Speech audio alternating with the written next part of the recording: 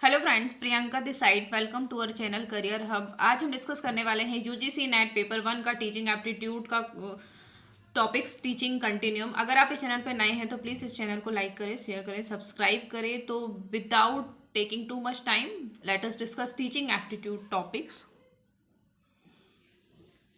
So teaching continuum can be break down onto its four basic elements as following. Teaching continuum को जो है हम two parts में break down करते हैं.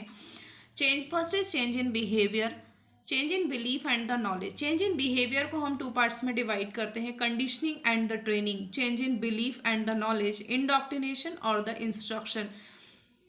Change in behaviour like conditioning and the training. Belief means indoctrination or the instruction. Let us discuss one by one teaching continuum. Learning. What is learning? Learning means activities and experience. Relatively permanent change in individual behavior as a result of experience or practice.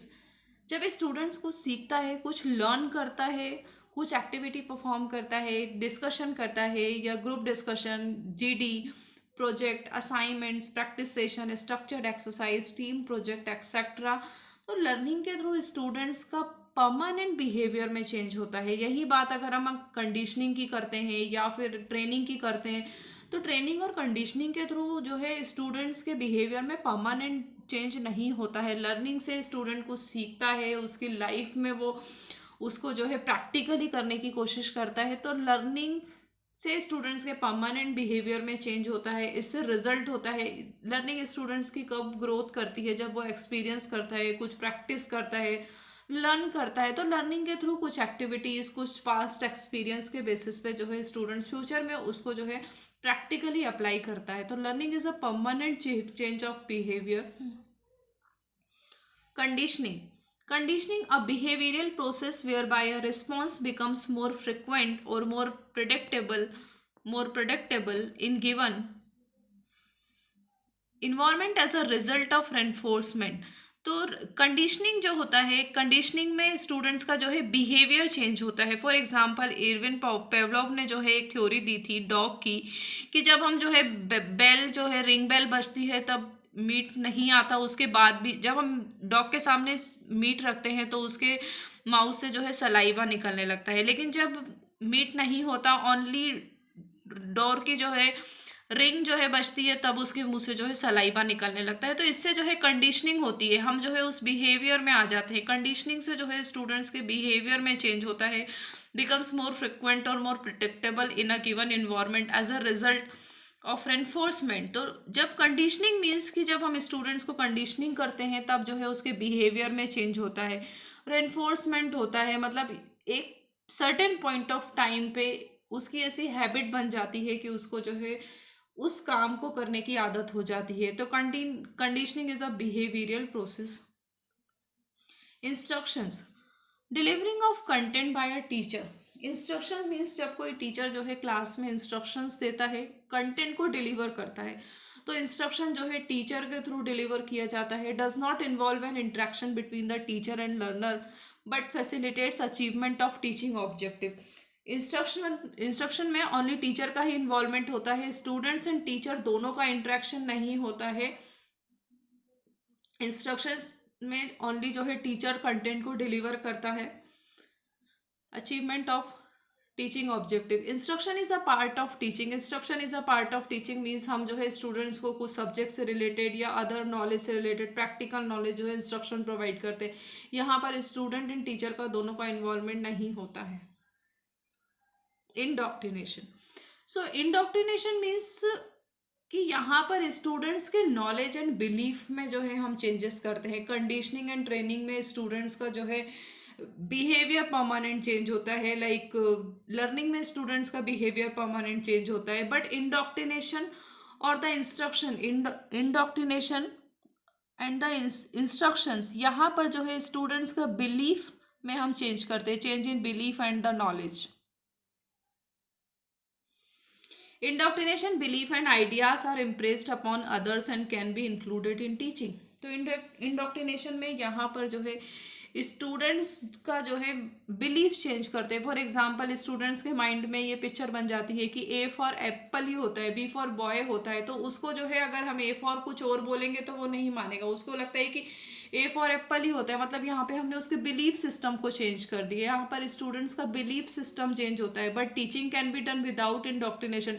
Teaching तो possible है without indoctrination, क्योंकि teaching में जो है हम students को subject से related knowledge provide करते हैं। यहाँ पर हम स्टूडेंट्स का बिलीफ चेंज नहीं करते हैं। बट इंडोक्ट्रिनेशन पॉसिबल नहीं है विदाउट टीचिंग। कि अगर आपको किसी का बिलीफ चेंज करना है तो फर्स्ट ऑफ ऑल आपको उसको टीचिंग करना होगी। तो teaching can be done without indoctrination, but no indoctrination is possible without teaching. Indoctrination आप विदाउट टीचिंग के नहीं कर सकते। वो just like example of pizza, burger, coca Cola.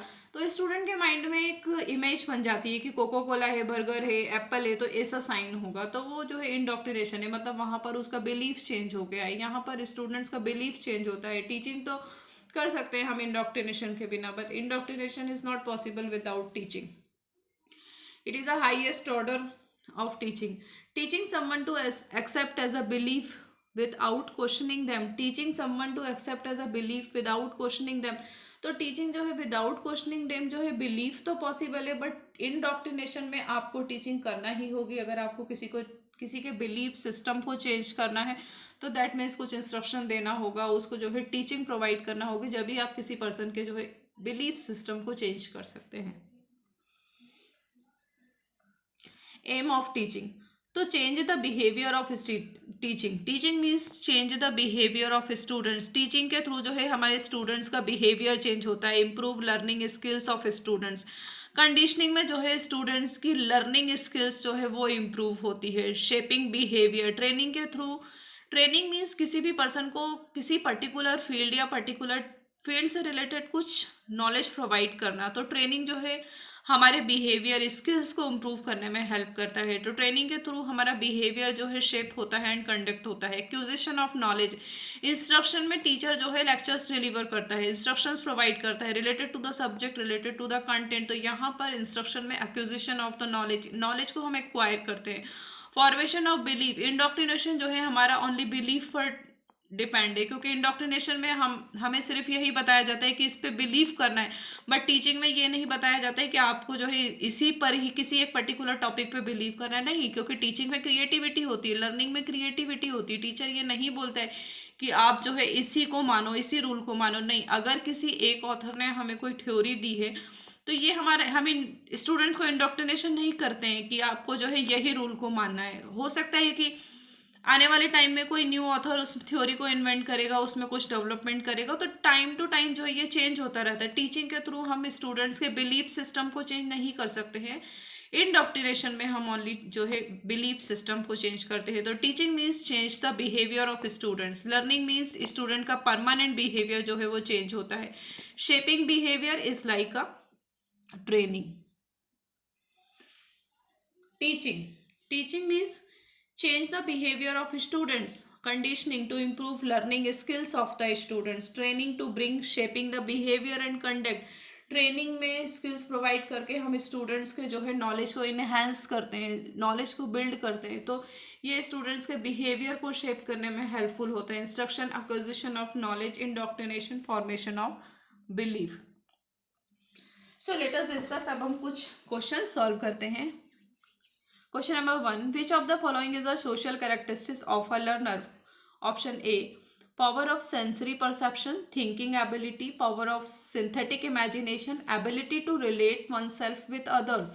यहाँ पर हमें स्टूडेंट के सोशल कैरेक्टरिस्टिक्स ऑफ लर्नर के जो है सोशल कैरेक्टरिस्टिक्स को फाइंड करना है। तो थिंकिंग एबिलिटी जो है कॉग्निटिव से रिलेटेड है, मीन्स माइंड से रिलेटेड है, तो बी तो होगा नहीं। Power of sensory perception is not a right answer. Power of synthetic imagination and ability to relate oneself with others. Social characteristics of learner means जो learner जो है उसमें वो एबिलिटी हो जो वन सेल्फ मतलब अदर के साथ में रिलेट कर पाए। तो ऑप्शन नंबर 4 जो है हमारा राइट होगा। Question number 2.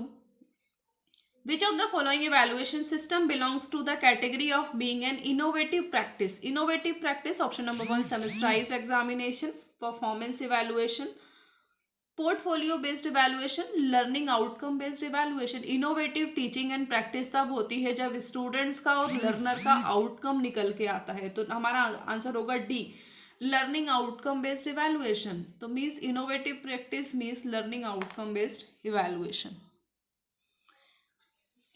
सो let us discuss effective teachers, कि ये इफेक्टिव टीचर कैसा होता है। इफेक्टिव टीचर वो होता है जिसके जो है गोल क्लियर होते हैं, इंस्ट्रक्शनल गोल होते हैं। गोल क्लियर होना चाहिए कि हमें स्टूडेंट्स को क्या सिखाना है, हमें स्टूडेंट्स को कहाँ तक लेके जाना है, स्टूडेंट्स का कितना जो है हमें बिहेवियर को चेंज करना है, किस टाइप का नॉलेज प्रोवाइड करना है। उसके पास जो है प्रॉपर सीक्वेंस में प्लान होना चाहिए, एक्टिविटी होना चाहिए, प्रॉपर स्ट्रक्चर्ड सिलेबस होना चाहिए, स्ट्रक्चर्ड कंटेंट होना चाहिए। तो teacher is clear about the instructional goals, knowledgeable about curriculum content and the strategies for teaching it। Teacher को जो है नॉलेज होना चाहिए करिकुलम रिलेटेड, सब्जेक्ट से रिलेटेड। एक गुड टीचर वही होता है जिसको सब्जेक्ट का प्रॉपर नॉलेज होता है। तो communicate to their students what is expected to them and why. Teacher को जो है अंडरस्टैंडिंग होना चाहिए कि स्टूडेंट जो है उससे क्या एक्सपेक्टेशन है, उसकी सब्जेक्ट से, लर्निंग से, एंड क्यों है। तो टीचर को ये अंडरस्टैंडिंग होना चाहिए कि स्टूडेंट जो है उससे क्या एक्सपेक्ट कर रहे हैं, उनको कितना अंडरस्टैंड हो रहा है, उन्हें सब्जेक्ट की कितनी नॉलेज हो रही है, कितना उनको समझ में आ रहा है। Make expert use of existing instructional material in order to devote more time to practice that enrich and clarify the content. Teacher को जो है ज़्यादा से ज़्यादा टाइम जो है इंस्ट्रक्शनल मटेरियल तो प्रोवाइड करना चाहिए, but instructional material and content के साथ में स्टूडेंट्स को ज़्यादा से ज़्यादा जो है कंटेंट को क्लैरिफाई करना चाहिए, एक्सप्लेन करना चाहिए, एंड ज़्यादा से ज़्यादा स्टूडेंट्स को प्रैक्टिस करवाना चाहिए। Knowledgeable about their students, teacher को जो है स्टूडेंट्स के बारे में पता होना चाहिए कि स्टूडेंट्स उसकी क्या एक्सपेक्टेशन है, स्टूडेंट्स जो है सब्जेक्ट से रिलेटेड उनकी क्या क्यूरियोसिटी है, किस टाइप के कंटेंट को वो समझना चाहते हैं। Adapting instruction to their needs and anticipating misconception in their existing knowledge. Teacher knowledgeable होना चाहिए स्टूडेंट्स के बारे में and adapting instruction to their needs. Students की क्या नीड है, क्या एंटिसिपेशन है, मिसकॉन्सेप्शन, अगर कोई इशू है, कोई डाउट है, तो टीचर को पता होना चाहिए कि किस टाइम से लर्नर की क्या क्वेरीज है एंड उसे कैसे सॉल्व करना है। अगर उनको सब्जेक्ट से रिलेटेड कुछ क्वेरीज है तो टीचर को ओनली सब्जेक्ट से रिलेटेड क्वेरीज को सॉल्व करना है चाहिए, ज़्यादा पर्सनल मैटर में लर्नर्स के नहीं जाना चाहिए। Teach students metacognitive strategies and give opportunity to master them। cognition means in mind, intellectual ability of learners। metacognition means thinking about the thinking। तो teach students metacognitive strategies and give opportunity to master them. Students को जो है thinking about thinking opportunity provide करना चाहिए ताकि वो ज़्यादा से ज़्यादा जो है उसमें मास्टर हो, ज़्यादा से ज़्यादा अपॉर्चुनिटी प्रोवाइड करना चाहिए कि वो उनकी क्रिएटिविटी आए। Metacognitive strategies refer to methods used to help students understand the way they learn। In other words, it means process designed for student think about thinking। Metacognition means think about their thinking, मतलब thinking intellectual ability के beyond कुछ सीखना। Cognition means intellectual ability, but metacognitive means think about their thinking। Address higher as well as lower level cognitive objective। monitor students understanding by offering regular appropriate feedback। तो teacher को जो है students का regular appropriate feedback के through जो है students को understand करना चाहिए। रेगुलर क्लास में जो है स्टूडेंट्स की क्वेरी सॉल्व करना चाहिए। फेस टू फेस जब क्लासरूम में इंटरेक्शन होता है तो टीचर रेगुलर जो है स्टूडेंट्स की अंडरस्टैंडिंग, स्टूडेंट्स को समझ आ रहा है या नहीं, वो सब्जेक्ट या टॉपिक को कितना अंडरस्टैंड कर पा रहे हैं। तो रेगुलर बेसिस को टीचर को क्लास में ही उनके डाउट्स को सॉल्व करना चाहिए एंड रेगुलर मॉनिटर करना चाहिए उनके फीडबैक और उनको अंडरस्टैंडिंग करना चाहिए कि कितना उनको समझ आ रहा है या नहीं आ रहा है। Accept responsibility for students outcome. एक गुड टीचर जो है रिस्पॉन्सिबल होता है कि स्टूडेंट्स का आउटकम आ रहा है या नहीं, या फिर हमने लेक्चर डिलीवर कर दिया, स्टूडेंट्स को इंस्ट्रक्शंस दे दिए बट पता ये लग रहा है कि उनको कुछ समझ में ही नहीं आया, तो टीचर की रिस्पॉन्सिबिलिटी होती है कि स्टूडेंट्स का आउटकम निकल के आना चाहिए। स्टूडेंट का आउटकम कब आता है? जब रिजल्ट आता है, जब स्टूडेंट्स कुछ परफॉर्म करते हैं, जब स्टूडेंट्स के मार्क्स आते हैं। तो teacher have a responsibility for students outcome. Ineffective classroom practices, inconsistent approach to the curriculum and teaching। Classroom कब इनफेक्टिव हो जाता है? जब हमारी जो अप्रोचेस होती है करिकुलम के बियॉन्ड होती है। करिकुलम में जो चीज़ इंक्लूड नहीं है। इनकंसिस्टेंट अप्रोचेस का जब टीचर यूज़ करता है वहाँ पर जो है करिकुलम एंड टीचिंग से रिलेटेड नहीं होता है, तो टीचर क्लासरूम जो है इनइफेक्टिव हो जाता है, स्टूडेंट का माइंड भी जो है डिस्ट्रैक्ट हो जाता है। Inconsistent expectation for different learner that are lower for disadvantages students from the SES socio economic students families. Because एक क्लासरूम में डिफरेंट डिफरेंट कल्चर के स्टूडेंट्स होते हैं, कुछ स्टूडेंट्स साउथ से हैं, कुछ जो है स्टूडेंट्स नॉर्थ साइड से हैं, तो अलग अलग एरिया से अलग अलग कल्चर के अलग अलग टाइप के डाइवर्सिफाइड स्टूडेंट्स होते हैं। कुछ स्टूडेंट्स की जो है थिंकिंग एबिलिटी हाई होती है, कुछ स्टूडेंट्स की थिंकिंग एबिलिटी लो होती है, तो डिफरेंट डिफरेंट डाइवर्सिफाइड टाइप के जो है स्टूडेंट्स आते हैं। देन टीचर में इतनी मैच्योरिटी एंड एबिलिटी होना चाहिए कि डाइवर्सिफाइड स्टूडेंट्स, क्योंकि एक क्लासरूम में कुछ इंटेलिजेंट स्टूडेंट्स भी होते हैं एंड कुछ एवरेज स्टूडेंट्स होते हैं, कुछ लो इंटेलेक्चुअल एबिलिटी स्टूडेंट्स होते हैं।